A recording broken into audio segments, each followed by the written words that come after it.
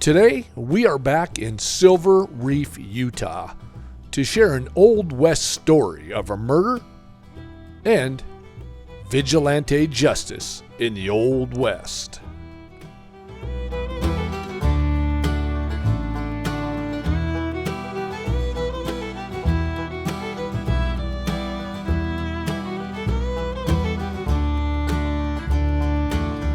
Robert here.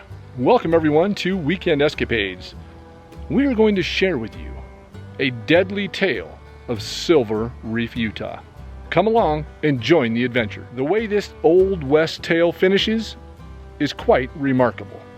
Now, Tom Forrest moved from Scotland and ended up in Silver Reef in 1880 before knocking around a few years in the Old West. Now, he took a job with the Stormont Mine Company and didn't take long to find out that he had quite the temper.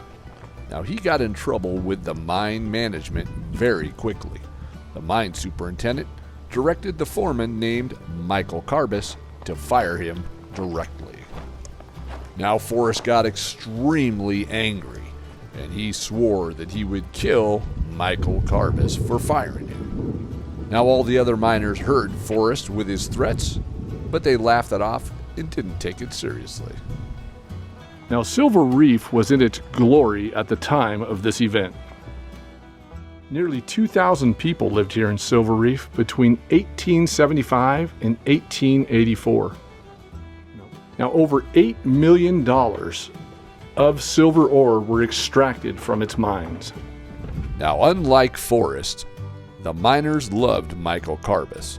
Now, Michael Carbis came from Cornwall, England in the 1850s and did very well for himself. Michael also had a wife and 6 children at the time of this incident. Now, the crowd here in Silver Reef, Utah were quite the wild bunch. This town was regulated by many of miner and Old West cowboys.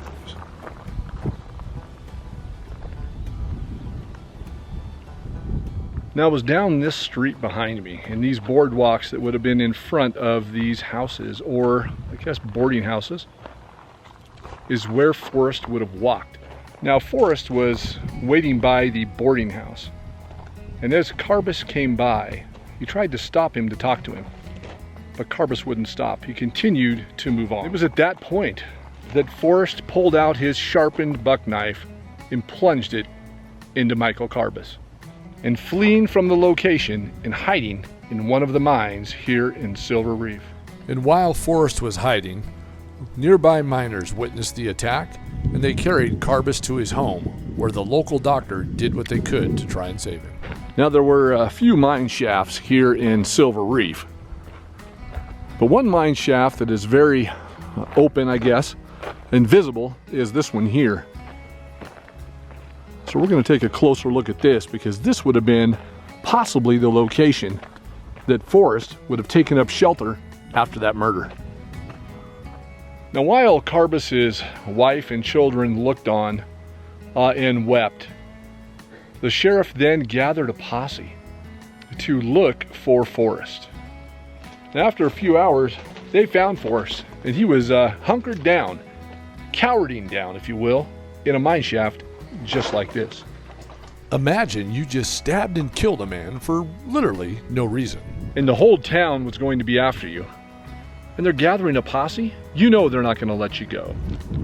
So how far would you run and try to get away? Most likely, you'd try to hide in an old mine shaft where maybe they wouldn't look for you.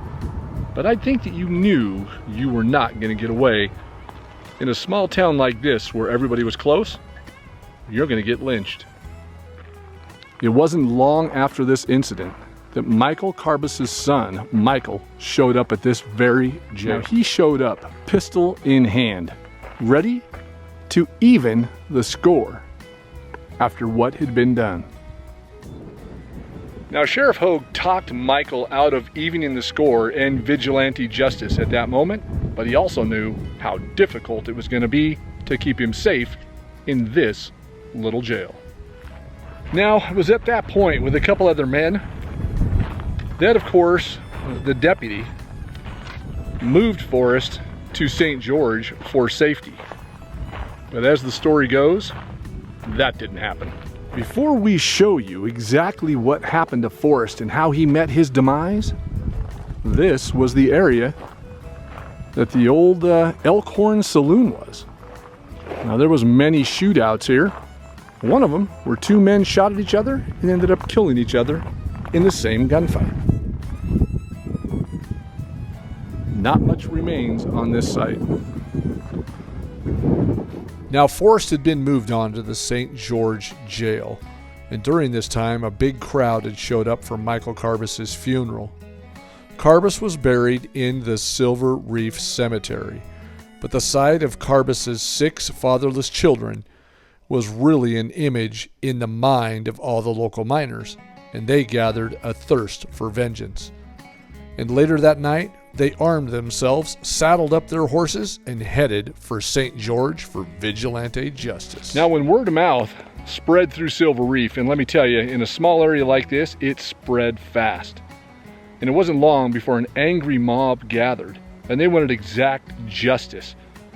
And so what they did, they gathered and they were contemplating taking him out of, or Forrest out of, the jailhouse and taking justice into their own hands. Now many armed men on horseback rode into St. George to the Hardy house, where Sheriff Hardy had the keys to the jail cell. And at 2 a.m. in the morning, Sheriff Hardy was awoken by all the horses stampeding to his location. Now behind me is the Hardy house.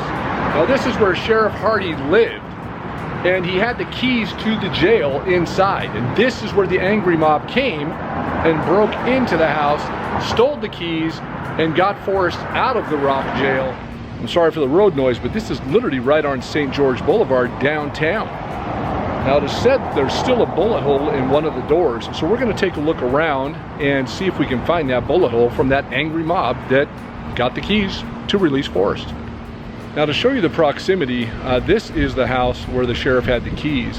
And if I just turn literally 180 degrees, that behind me is of course the jail where he was kept, right up those stairs. So this area has been improved dramatically, but you can imagine back then in the Old West, none of this was here except for that old jail cell and the Hardy house and a couple other stone buildings just like that one. So I'm guessing what they've done is replace these doors. Even though the doors look fairly old, I do not see a bullet hole in these doors. Behind me is the jail where Sheriff Ho locked up Tom Forrest. This jail is said to still have the original bars and is now, look like it has turned into a jailhouse inn. Now it was said, or I was told I should say, that this was going to turn into a sort of bed and breakfast. It was located right in the middle of downtown St. George, the courthouse just being a couple blocks away. And you can see there's a couple of other old buildings right here next to it. But this is the jailhouse. I'm just going to go around real quickly and show you how small this building is, but it still exists here in St. George with the original bars in the window. So this was the original location. And Forrest was then drugged from this jailhouse down the street. Now they broke Forrest out of this jail, and they drug him down the road to a telegraph pole. And as they hoisted him up to hang him, the telegraph pole busted under the weight, and he fell to the ground. They drug him a few more blocks to this location, where he was hung in a tree outside of this home. This is the home that had the tree that hung Forrest. So this was the final place where he was hung. Now, after the sheriff, with help of others, lowered Forrest's body from the tree, he was then brought here. This is the St. George Cemetery. Now this is the location where Forrest would be laid to rest after the hanging. 2 attempts, one that actually put him to his end, and the other one falling from that telegraph pole. But there's an unmarked grave here with Forrest in it, and many pioneers are also located in this cemetery. This is the Silver Reef Cemetery. Now here at this location is the grave of Michael Carbis. On this location, the day of the burial, a large group of townspeople from Silver Reef gathered, as he was an amazing man for the town. His age, 48 years and 9 months. At the bottom of this headstone it reads, "Death thou art but another birth, freeing the spirit from the clogs of earth." And this was erected by his son, Michael. Now the Silver Reef Cemetery sits just east of the town, with a lot of unknown graves marked with white crosses, but Michael Carbis stands alone with a white picket fence surrounding it. One beautiful location with an amazing Old West story. We hope you enjoyed this adventure to Silver Reef, Utah ghost town. Well, that's going to do it for today. Our deadly story of Silver Reef, headed into St. George, Utah to finish the story off. And until the next adventure, goodbye from Weekend Escapades, and we'll see you in the next one. You know, I just can't get enough of the old Silver Reef Jail.